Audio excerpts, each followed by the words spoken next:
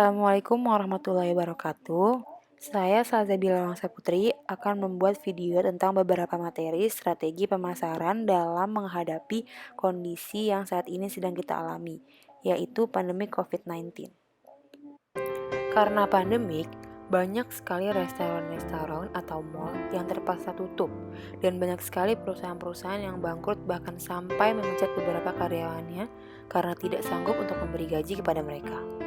Namun, masih banyak juga restoran-restoran yang tetap buka, tapi mereka hanya melayani pembeli yang hanya membeli untuk dibawa pulang, karena restoran tersebut tetap harus menerapkan aturan pemerintah, yaitu social distancing. Sesuai dengan tujuan awal saya membuat video ini, saya akan membahas tentang bagaimana kita sebagai pemasar menerapkan strategi pemasaran untuk mempertahankan produk kita di kondisi pandemi COVID-19. Untuk itu, perlu dilakukan beberapa strategi agar bisa bertahan di tengah krisis ini. Menurut saya, ini ada 5 hal yang perlu diperhatikan. Yang pertama ada empati. Di sini, berjualan dengan empati akan lebih menarik ketimbang berjualan secara hard selling. Jadi, sebagai sebuah merek, kita juga harus bisa melihat situasi di tengah krisis. Misalnya, membuat produk baru seperti masker atau hand sanitizer yang mungkin lebih dibutuhkan di tengah pandemik ini. Selanjutnya, ada strategi add attributes. Add attributes ini seperti strategi yang pertama. Mereka fokus pada produk yang dibutuhkan saat ini. Nah, strategi yang kedua ini kita bisa melakukan empati, tetapi tidak mengabaikan produk awal yang kita jual. Karena banyak sekali bisnis online seperti bisnis contohnya di bidang fashion, yang dimana produk awalnya mereka hanya menjual baju atau kerudung dan lain-lain. Tetapi di tengah pandemi ini, pasti minat pembeli kan menurun. Oleh karena itu, pebisnis bisa berempati membuat produk masker yang unik tetapi tidak dijual terpisah, melainkan disisipkan secara gratis di produk awal. Nah, agar ketika pembeli itu ingin membeli masker, maka mau tidak mau mereka harus membeli salah satu produk awal kita untuk mendapatkan masker. Dengan cara ini, kita tidak mengabaikan produk awal kita dan produk awal kita tetap dapat laku terjual.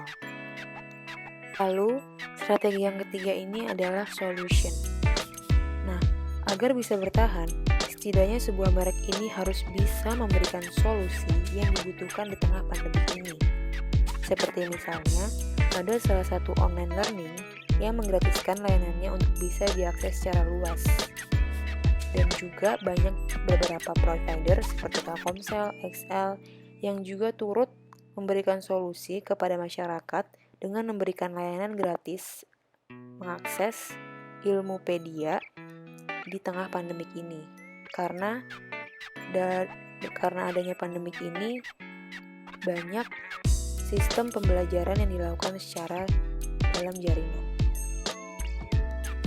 Untuk itu, sebagai merek kita harus memberikan solusi kepada masyarakat agar produk kita dapat tetap bertahan di pasar walaupun kondisi yang saat ini sedang kita alami.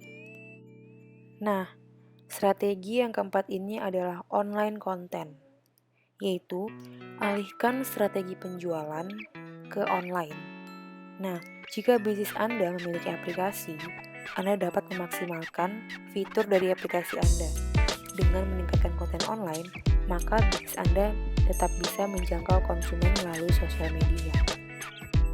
Karena kondisi yang saat ini tidak memungkinkan untuk face to face, maka konten online ini sangat penting untuk difokuskan kepada para pebisnis agar mereka tetap bisa bertahan di kondisi pandemik ini.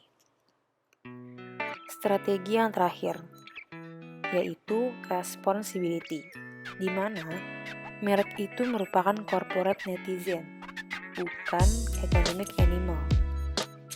Jadi, pebisnis ini bukan hanya cari profit terus, melainkan mereka juga punya tanggung jawab terhadap masyarakat.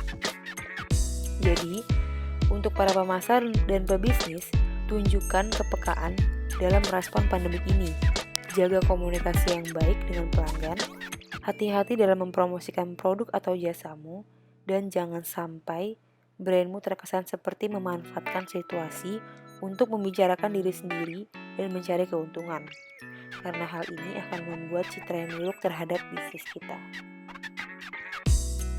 Nah, sekian strategi pemasaran dalam menghadapi COVID yang dapat saya sampaikan.